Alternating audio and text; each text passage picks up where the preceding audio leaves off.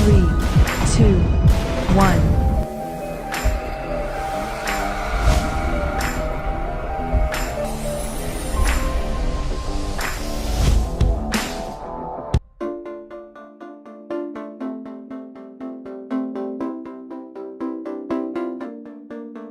We clawed, we chained our hearts in vain, we jumped. Hi, my name is Nur Amani Azina binti Azura 248295. Hi, my name is Nurul Afika binti Osman, 248330. Hi, my name is Husniza binti Hussein, 248326. Hi, my name is Anisha Azwani binti Muhammad Syukur, 248514.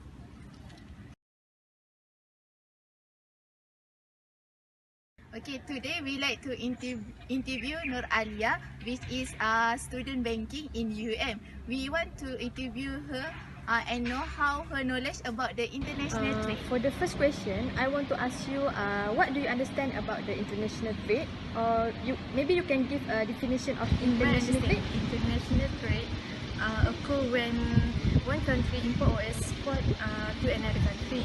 So international trade will involve different currency and law and regulations. It is actually favorable towards the consumer because almost every kind of product can be found on the international market. In your knowledge, who actually will benefit from this trade and the party that involved throughout this international In my opinion, the customer will enjoy the benefit because they have a variety product that they may choose. As I know, international trade, buyer as importer and seller as a exporter. Yes. So that bank be involved in this case because some of them did not know each other. In your view, why the international trade is important for one country? International trade is important for one country because different country have different resources, capabilities that specialize in one thing. For example, Malaysia is one country that export palm oil to another country in China. It can promote the economic development of the country by importing the expertise in technology. For example, Malaysia import expertise from Japan. Alia, did you know the advantage and disadvantage about the international trade? In my opinion, the advantage is company have opportunity to increase the sale and potential generating sale in other country. But the company may face some problems such as the good unable to survive in foreign market. Why disadvantage? If a company import more goods clearly in the domestic, product will be threatened and will result in product dumping in the country. The government needs take an action by monitoring the quantities importing goods before import. Okay, for the next question, I would like to ask you what the role of the bank in the In international my trade? opinion, payroll is bank give information how transaction can make without worry even though they do not know each other. This will result the transaction and the exchange good will be done confident and safety. For the second one, bank also can play a role by give advice which method of settlement that can be used during export and import, such as open acceptance, document bills that are into two types, which are document against payment, documents against acceptance, and documentary credit that under letter of credit that popular use. In international trade, there are some risks that involve in it.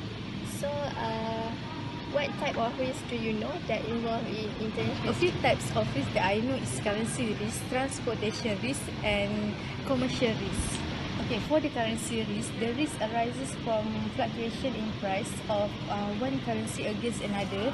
The one technique to avoid the risk is by using currency hedging. For the transportation risk, the whole major transportation of goods is carried out by the sea. It is necessary to every exporter to have a knowledge about the marine insurance, for protection at minimum cost. In commercial risk, suitability and acceptability of the product in the international market is rather difficult to gauge because the risk that we face export or import qualitative. What do you think about global trade risk, and in your understanding, how to manage the risk? Global trade, also known as international trade, the import and export of the goods across international For boundaries. foreign exchange rates are constantly in flux, so businesses can be forced to convert funds generated abroad at lower rates than they budgeted. There are several foreign exchange policies which are natural hedging, selective hedging and systematic hedging. Credit risk is the risk not collecting an account receivable. There are ways can protect the risk by using letter of credit, standby letter of credit, factoring and credit insurance. Based on your explanation about the global trade risk, now I want to ask you about the regulatory issues that affect in international trade. For the first one, complying with custom regulation. All international transaction needs to comply with custom regulation from one nation have to to another. ensure They provide all the documentation to the buyer to avoid expensive import permits and other restrictions.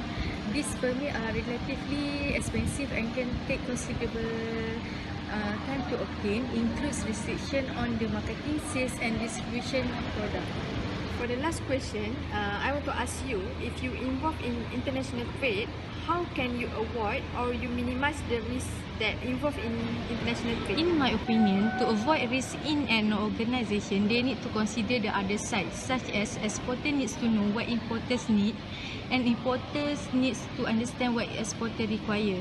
So, I will suggest a few things you can use to minimize the risk, such as take the time to know the other party, start slow, do your homework and establish a meaningful relationship.